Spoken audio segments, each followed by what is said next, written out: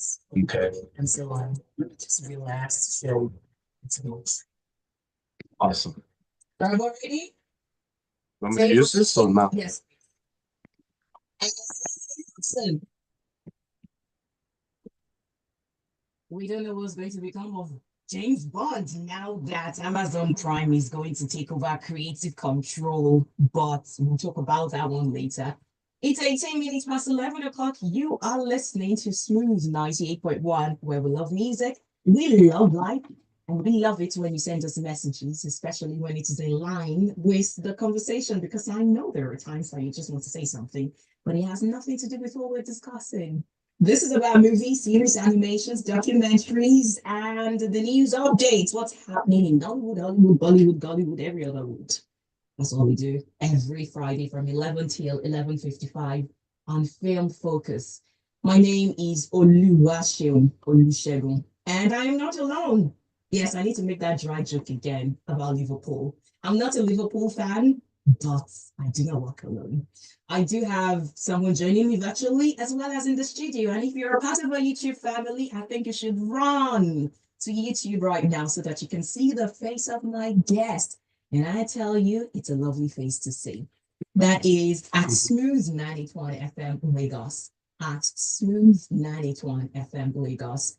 Of course, as usual, every Friday, ever dependent, ever constant, through thick and thin, even when he's in the hospital, he's showing up and showing up well. Please welcome with me, Irabor Oluwaseun.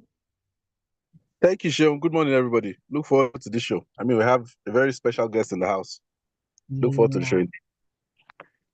And speaking of our special guest, in case you have not seen his face already, he is one that's no, he does not break hearts. He mends hearts with his film, with his acting prowess, and he's not just good with making the movies. I mean, he's a director, but also he shows up whenever he's on the set and he shows up well and he embodies his character. So welcome with me, actor as well as director, the one and the only Daniel Etim-Effiong.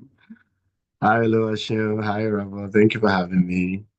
That's how stars do, just easy. How are you doing? You've been busy. Yes, I have. Very busy, but I'm great. And I'm excited about things that are coming up. Yeah. I mean, when I said busy, I was about to say you've been busy and kissing. Wow. Okay, you too. Oluwaseun, really? Really? Sorry. You had your leave somewhere. You Yeah. only kiss the bride. Mhm. Yep, there was somewhere as well. Mhm. Something about the grace. You suspended the kiss at some point, but eventually it happened.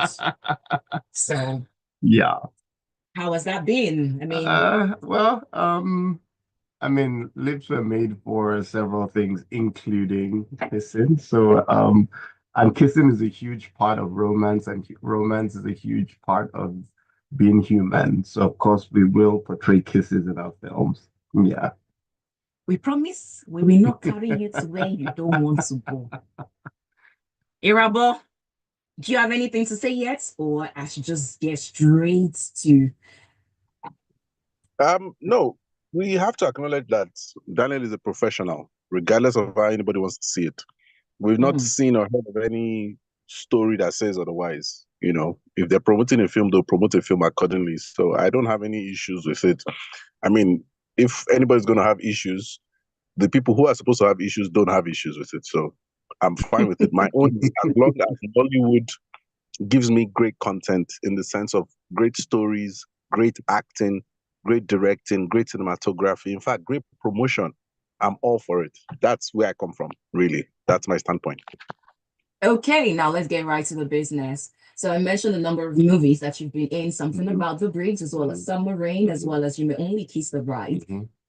I don't know if you are comfortable with this question, but I would like to ask, which is your favorite in recent times? I know that different movies can appeal to you for different reasons. Which is your favorite? Of these three films, or At least the ones generally that are speaking? really generally in this year, the Oh, ones that are staying this so year. yeah, so January was something about the Briggs is still showing. February was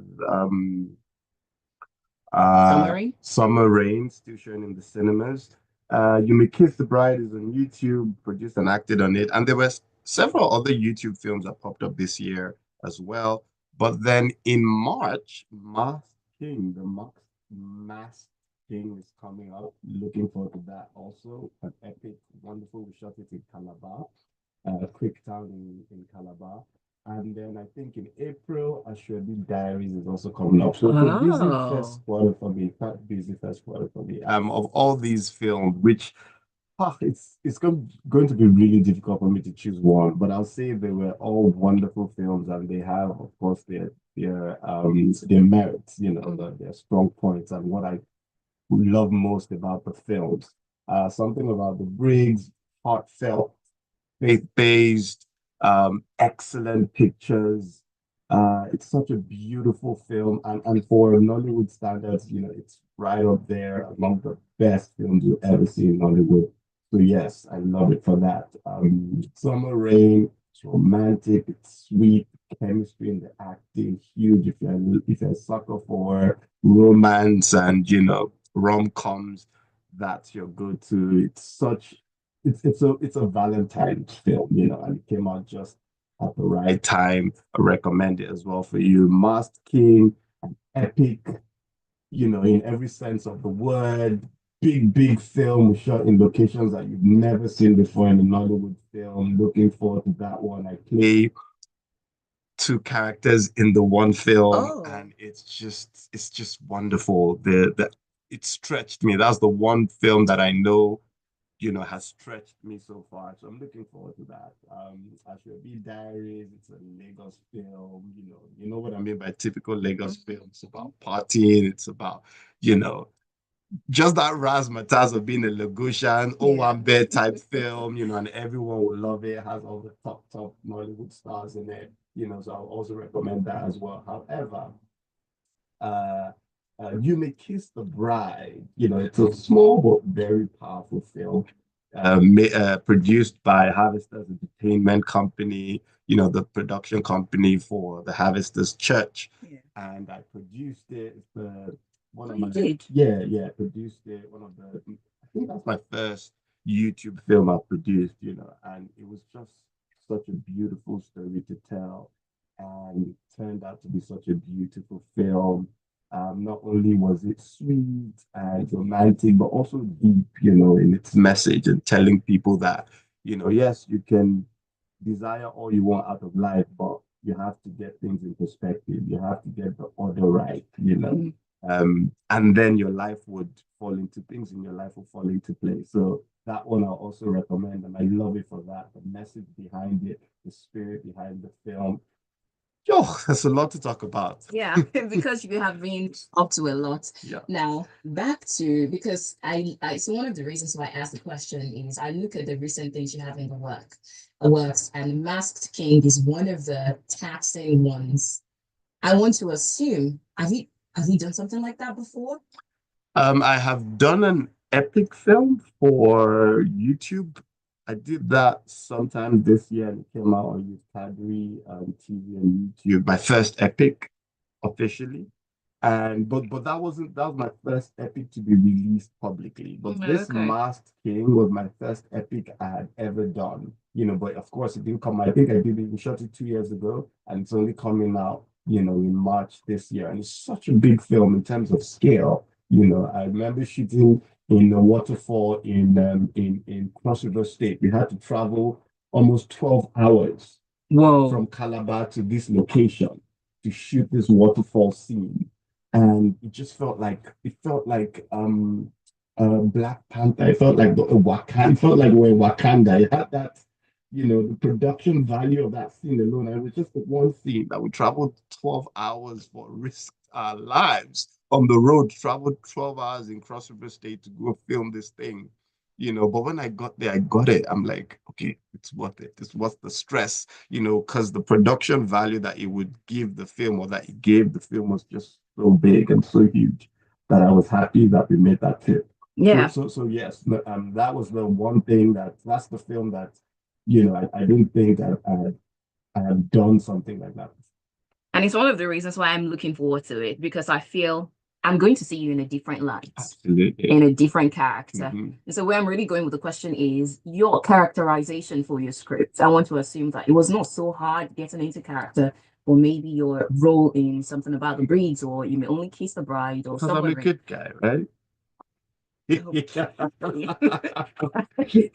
But how were you able to switch and to embody who you were? I believe you were the Masked King. Or Well, I don't want to let things out of the bag. we're just yet, masking, but- we're masking it. Yeah. So how were you able to do that? I mean, characterization generally for you in your roles across boards. Yeah. So, being an actor is a bit akin to being a little akin to being schizophrenic. Um, and yeah, so as actors, we play all these different characters, and in playing these different characters, we embody different personalities. Um, we are different people, and so and the skill is, or the trick is, to go into yourself and then just bring out all these little parts of you that are either hidden or submerged somewhere in your subconscious, so you just pull them out, pull them out, pull them out, and then you play with them, right? You bring them to the fore, and you do that with the material you have, the script, right? So when you get a character or a role that is quite interesting, it gets you really excited.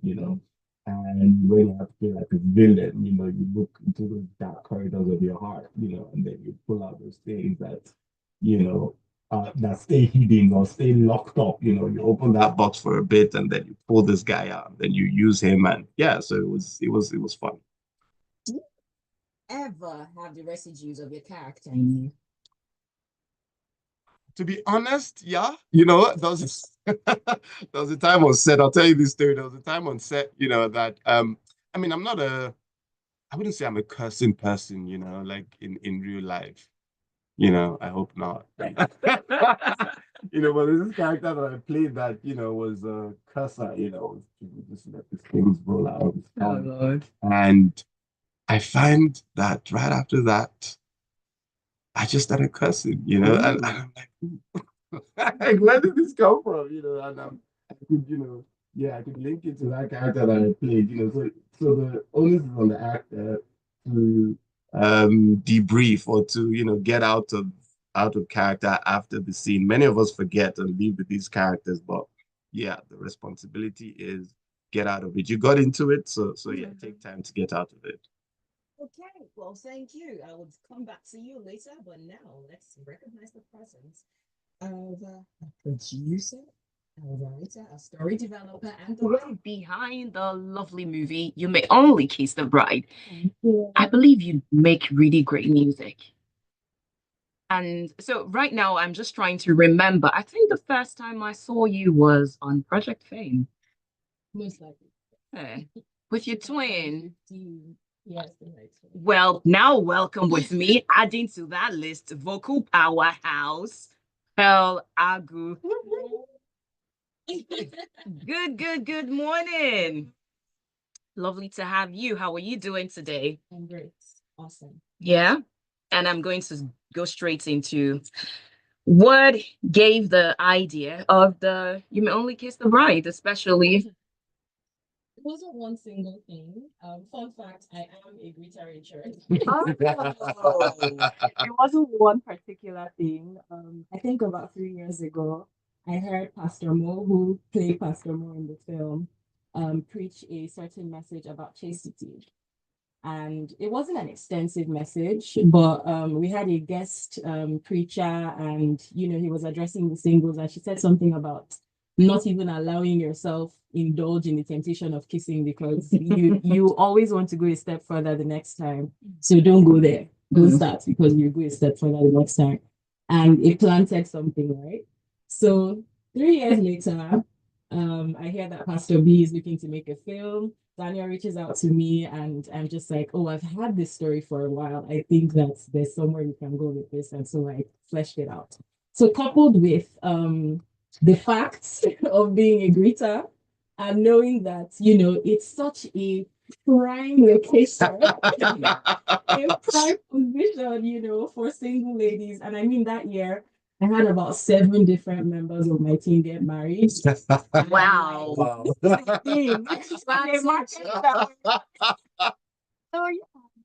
yeah, different factors just birthed the story that we have today.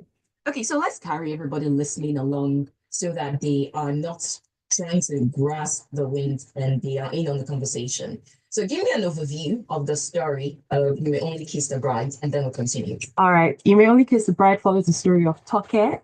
She's a 31, almost turning 32-year-old lady who has given herself the deadline of a year to find herself a husband. And knowing that she's tried every other location and dated a series of men in Lagos, she realizes that, oh, I haven't tried church. Let me see if I'm looking for a good, stable, sensible man. Maybe I should try church. And so she gives herself a 6-step plan to find herself a straight man in Lagos in church in a year. And yeah, it pretty much follows the journey. Okay, now we've had that story, and they used to say that movies mimic real life, or I'm not sure which one mimics the other. So let's come to real life now. And I'm going to make this really interesting. You as a man, you're married. Yes, I'm coming. Don't give me coming for you. If you were to advise other tokers out there, especially going about the story of the dating pool in Lagos. I don't know how true it is. I mean, I don't know. They say that the dating pool in Lagos is messy. I'll let single people. Yeah. Now, mine will be you as a married man. If a woman is trying to really be married, what would you say she should be on the lookout for in a man? I mean, if she has to have a checklist, it's not Toke's tall, dark, and someone. He has to be what again? And I'm going to come to that question of fear of God, because what does it mean to fear God? What does that even mean? I want, and it's not. The devil fears God that trembles. You hear things like God fearing Yahoo boy. What does that mean? But anyways, so your realistic checklist as a man, as a brother now, what would you say? Hey, sister, these are the things that matter in a man if you want to get married. Yeah, so a couple of things for me. Number one, his readiness. And you can tell readiness from different there are different indices, to readiness. Does he have his house together? Does he have his finances together? Does he have a plan for himself, for his life? Does he have, what are his goals? Those are things that can tell if someone is ready. Is he able to take care of himself? Have you been to his house? What does his house look like? What does his dressing look like? Like, is he put together? Is he well put together as a person? That's readiness. Number two, is he a kind person? Is he kind? Does he care about people? Does he care about his family? Does he look after his parents? Does he look after his siblings? So you can tell if a person is kind by how he relates to other people, not necessarily you, but just other people. To you in the moment, he can be all lovey-dovey and, super kind to you, but is he kind to his staff, to his, colleagues, to the petrol attendant, to the gate man, just to his family, especially, to his mom, his dad? Is he a kind person? And then I have to throw in God fearing. I'm sorry. Does he love God? Does he fear God? Is his relationship with his maker? And then very important, are you attracted to him? Is there some chemistry there? How do you feel about him personally? If there's some attraction there, then yeah. So those four things for me. You see that attraction, that chemistry? Please hold it in your left hand. I'm coming. I will be back to you. Pearl, flip that question. What should a brother look for in a sister? I think first things first, a woman who knows what she wants for herself, a woman who is complete in herself and by herself. And it's not the easiest thing to spot. It's not just, oh, does she have a job? Does she know what she wants to do in the next 5 years? It's, can she make herself happy, or is she looking for you to make her happy? Because when she's looking for someone else to justify her happiness, you will always fail. You might make it work the first 3 months, but it's going to go back to factory setting. So first of all, is she whole by herself? Second, kindness all the time. Is she kind when she doesn't need to be kind? Because people can pretend in the beginning, but look out for those points when you actually don't even need to, and does she still embody kindness? Third would be God damn it. It's even more important for men than for women. Because to be honest, and I think my granddad used to say this when I was younger, that you can marry a Muslim woman and make her a Christian, but you need to know where you're headed. Women will generally follow the direction they are led in. Generally, feminists are removed from this conversation. But generally, they'll follow the direction they're being led in. But you need to make sure that she actually likes you, not loves you. After the love, there has to be a genuine like, because love can, hold together a couple of things, but you need to actually like this person to want to be with them and, continue to spend the rest of your life with them without it seeming like you're being forced to because of your vows. Money is good. What? Money is very good. It's good, but it's not an entire necessity. If she has a plan and doesn't have like the actual cash at the moment, then good. As long as she knows what she wants with her life, she's not just waiting for someone to come and define her. That's dangerous. Okay, we'll still come back to that because I need both of you to give me specifics of God fearing. Yes, but we'll take this message from Oluwaseun on WhatsApp, who says, I first came across Daniel Etim-Effiong on the Gentleman's Club. He was great there and he's been great ever since, and I am a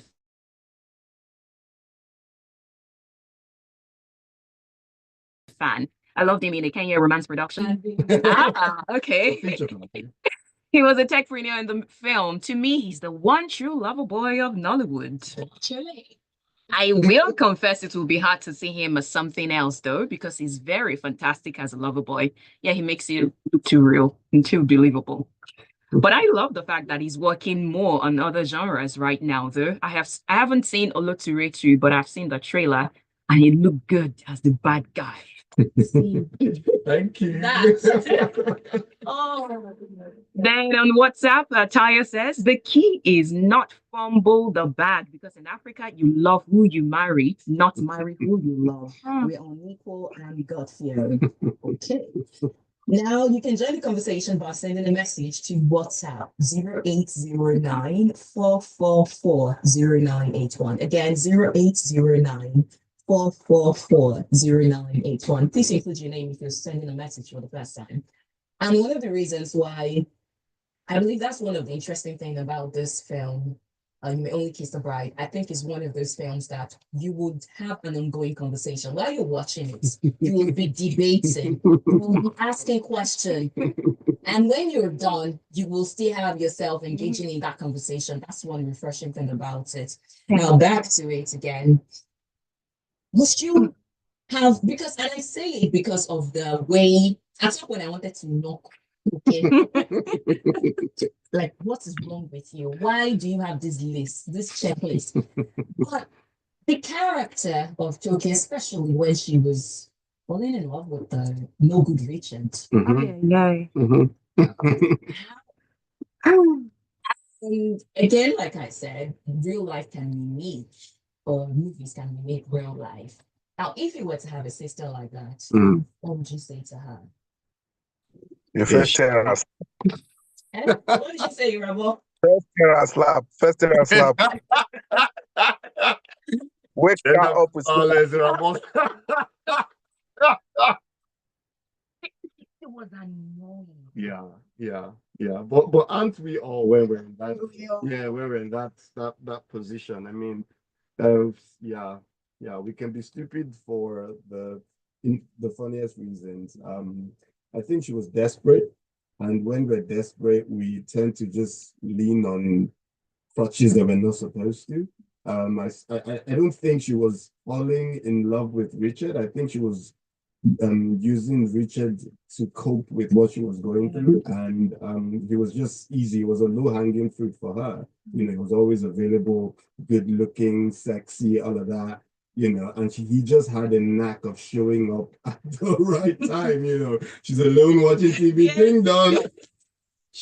And, you know, oh my God, I'm going through issues with Uber.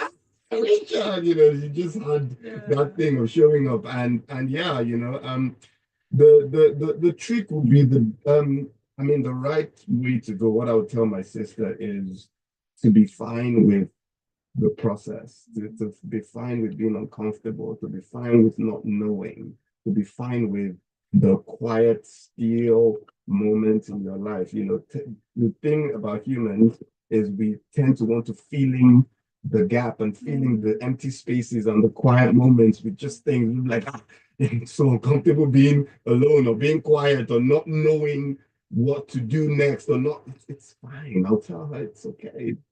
Be still, enjoy being alone, enjoy the process, enjoy the, you know, the turning, because it's a turning point. And usually those turning moments are very, you know, very uncomfortable. You know, so I'll tell her, just be still, just leave it one more day, just 2 more days, just, you know, you'll get you to turn, you know, yeah. Okay. Irabor, do you have any question before I go on? My own question is, Daniel, you have so many things out that I know would also be out soon. How do you even find time to unwind and just do other things? Because if it's not a YouTube film, it's a cinema film, Yeah. it's a, you know, Netflix film, Prime, something. It's always popping. Is it that you shoot them in bulk, then you go and rest, or I don't want, look, really, because when I'm like, Daniel, I remember when we started that premiere, I said, Baba, now only they shoot film this year. So how do you find time to kind of unwind and normalize? Yeah, you know, when it rains, it pours, right? Yeah, everyone gets to that moment where in your career it just sort of like just opens up, and then things just, you know, you just have a flood of projects coming in. And I think I'm at one of those moments right now, you know. I've been working, you know, I don't think there's ever, even when I'm when I'm on holiday, I'm also working. Wow. You know, so I've been working since I got into the industry. I don't think I've stayed a month without work before. It has always been one project after another. Not all of them end up coming out at the same time. So sometimes you do like this, like The Masked King. We shot it 2 years ago. You know, it's just coming out now. So it happens that sometimes, you know, life just aligns in such a way that things just, you know, everything just comes up, pa, pa, pa, pa, pa, pa, pa. Yeah, but having said that, I'm extremely busy, and and you know, shout out to my loved ones, my wife, my kids, my family members. They constantly tell me, Daniel, you need to take out time to work, to rest. You need to take out time to be with family, you know, and they're very understanding, but, you know, note to self, take out time to rest, Daniel. That's good. All right, so okay, go on. You know, if jobs are not coming, they would even be telling you to leave the house. You know, like, I never satisfy anybody. So walk. I mean, pace yourself, but keep walking. As the jobs are coming, collect it. Don't mind them. We'll enjoy the money. So I'll come to you, Pearl. You write stories and you develop stories. And there was a time that we came across one thing online about a certain amount that was charged for a story, and people said it was ridiculous. Now, I'm not going to ask you that question, but I'm just going to make it nice and easy and say, how rewarding is it for you? Are you doing it because of it's something you're passionate about, or beyond the passion, it has to bring something? It has to bring something. I am very passionate about storytelling. My mom was a writer, and so I picked it up really early. Started reading like 5 meals and books. Not I was reading the big stuff. So yeah, it's been in the family for a long time, and definitely very passionate about it. But they get paid. I don't start writing until it's been commissioned. I don't do the I have a script. I never have a script that's just waiting. I write when it's commissioned. So I'm very disciplined with it, depending on what you see as discipline. But Yeah, definitely pays well. And it's also fulfilling. So I think that's what we call ikigai when you align your passion with, your finances. Yeah. So in Nollywood, some say that we are out of stories and we're just recycling the same stories.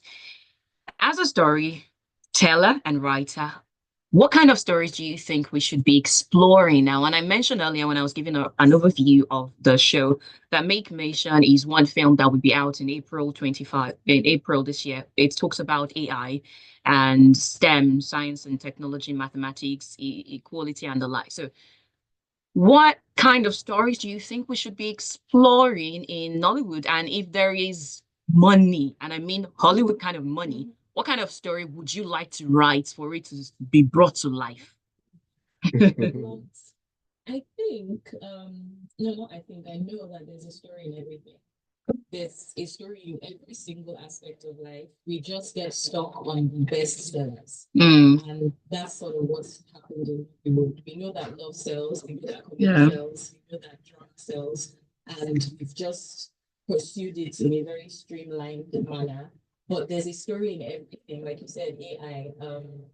It's so I get very excited when I talk about it, but it's so beautiful to draw out the stories from the most mundane things. It could just be a walk down the street, but how many people looked in her direction that she didn't notice? How many people took pictures of her who was watching from 100 meters away and following her? It's the simplest things, but there's always a story, there's always something happening. So in your day-to-day life, you're seeing it from one perspective. The person on the other side of the street saw it from a totally different perspective, and you have no idea. So when we make a story, we're marrying all those perspectives, and that's the beauty of it. So it doesn't have to be death and action, and there's a story in everything. And I think that if and when I get the budget, oh my goodness, I want to pursue abstract stories, futuristic stories as well. I have one presently, and there's already someone who wants to shoot it. So there are people that are excited about these things. They're just not very loud. But futuristic stories, time travel. Wait, Paul, don't I have rights of first refusal for all your stories?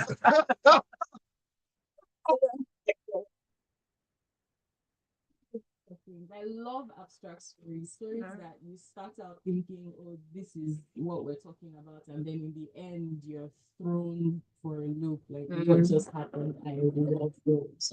And so I'm not, I love love stories. I think I excel at romance, but give me a chance. Test me. Test me and see. And yeah, I'm looking forward to that time. I think we're already here, and I'm excited. I'm excited.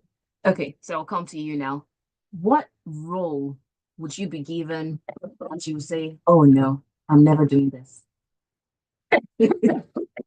Sorry. To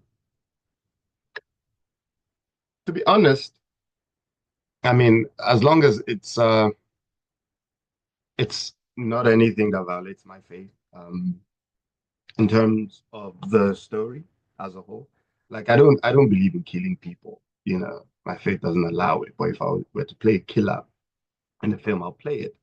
If the general thrust of the message of the film is do not kill, or there's a reward for killing someone, or there's a negative reward for killing, you know, if there's a lesson to be learned. Yeah, so I'll do it. But the big deal for me is the agenda, the spirit behind the project, you know. And sometimes you can't tell, so you need extra help. That's why it's good to pray. You need to discern, you know, the hand behind it, you know. So once I get that, once I see the hand, the invisible hand behind the project or behind an endeavor, then I can tell whether to align with it or not.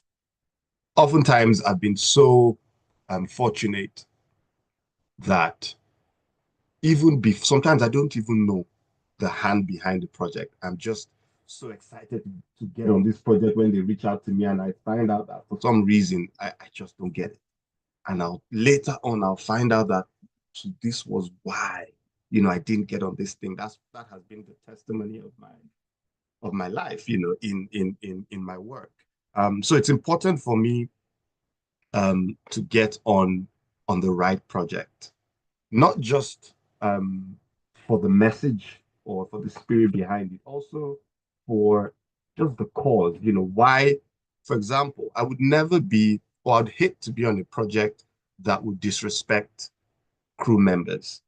I would hate to be on a project that I find out later that, oh, they didn't pay the writer on this project, and it's such a big project and it's so successful, but the producer had an issue with the writer and didn't pay the writer. It's because what we do is very spiritual, and there's an energy that drives endeavors. There's an energy that drives projects. So yes, the message is one, but also just the general spirit of a project. I would hate to be on any project that doesn't have the right spirit, that doesn't have the right energy for me. So yeah, and just to add to what Paul said earlier, um, it's it's interesting that the foundation of our industry, which is storytelling, right, and which starts from stories, and the fact that writers are such a key component of the process, such a vital component of the process, are not given, their laurels.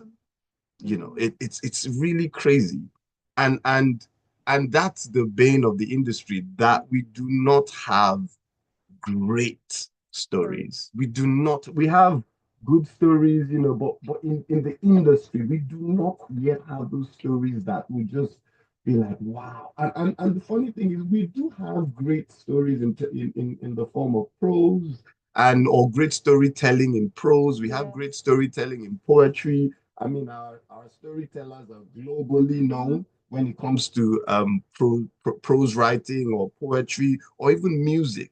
So why not our storytellers in the film industry? Why aren't our films celebrated globally? I think the missing piece is we're not giving honor to our writers enough.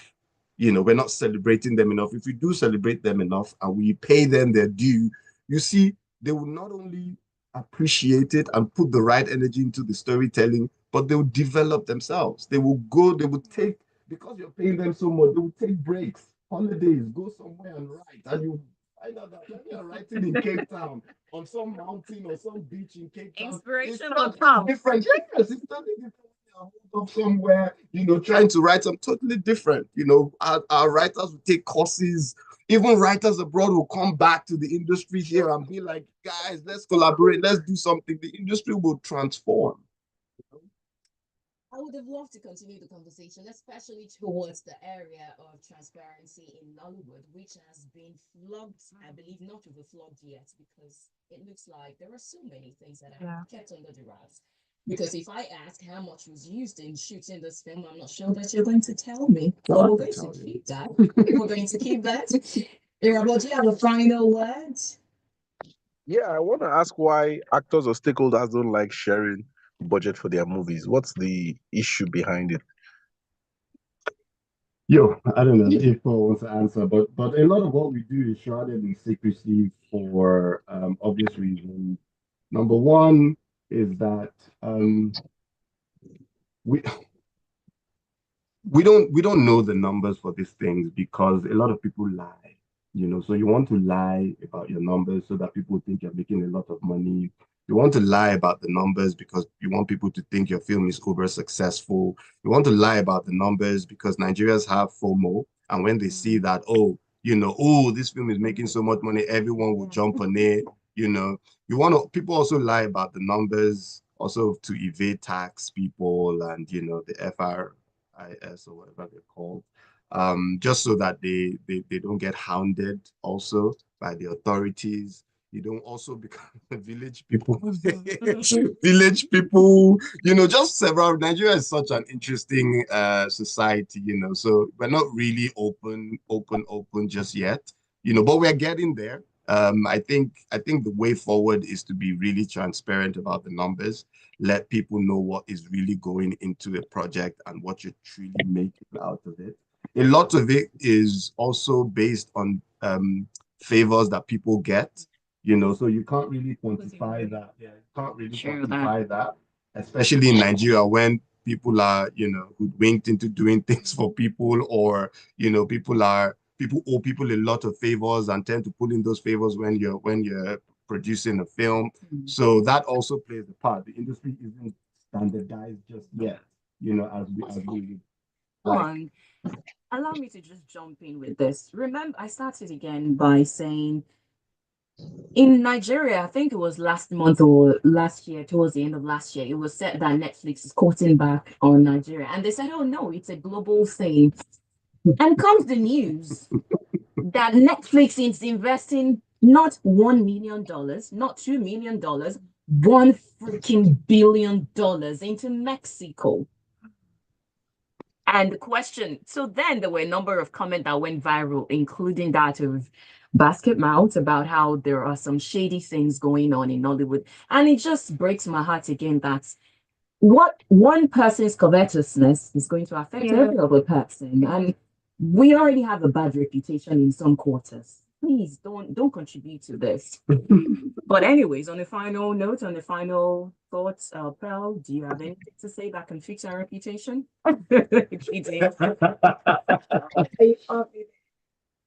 Your final I thoughts. think that we're growing, definitely growing. We're not where we were 10 years ago. And I love that for us. Our stories are growing, our industry is growing, the people are growing. And I think it's only a matter of time before we realize how much power we have and how important it is that we step up globally, because big fish, small pond. There's so much potential, and if we have the right investors, one, if we have the right opportunities, yeah, I think that, and education, because people just jump in and you're working, never getting additional education. So there's a loop there that you're stuck in. But we need to remind ourselves that it's a progressive curve. We need to keep learning so that we keep growing and getting better. Otherwise, you're doing the same thing over and over again. Okay. Oh, curious, both of you attend Harvesters? Yeah. Yes, we do. Okay. Do you have more projects coming out? Absolutely. Shout out to Pastor B. Pastor B is a firm believer in the power of storytelling and wants to use this platform to drive the gospel of the Lord Jesus Christ. So he has told me already that, hey, you know, this has been uber successful. Get ready. How many are we doing this year? We're doing 3 films, 4 films. I'm like, ooh. That's not how it works.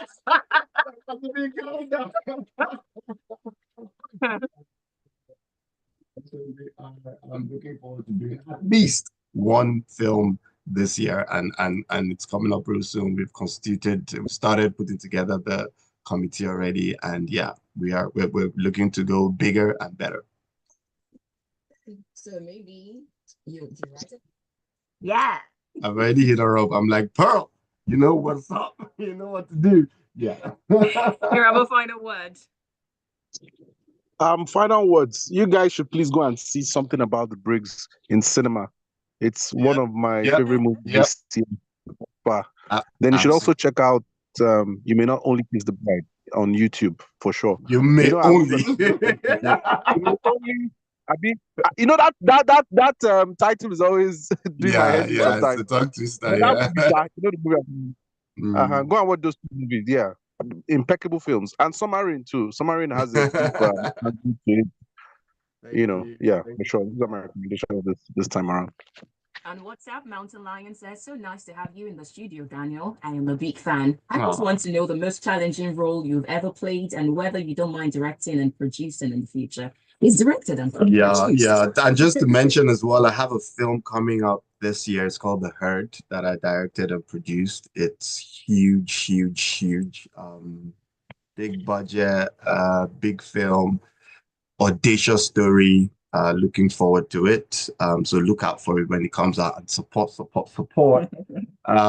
Yeah, that has to be one of my most challenging projects ever because I acted lead in it and I was directing. So I thought The Masked King was my most challenging role, but this one, having to sit on the director's seat and play lead as well, yeah, don't do it at home, kids.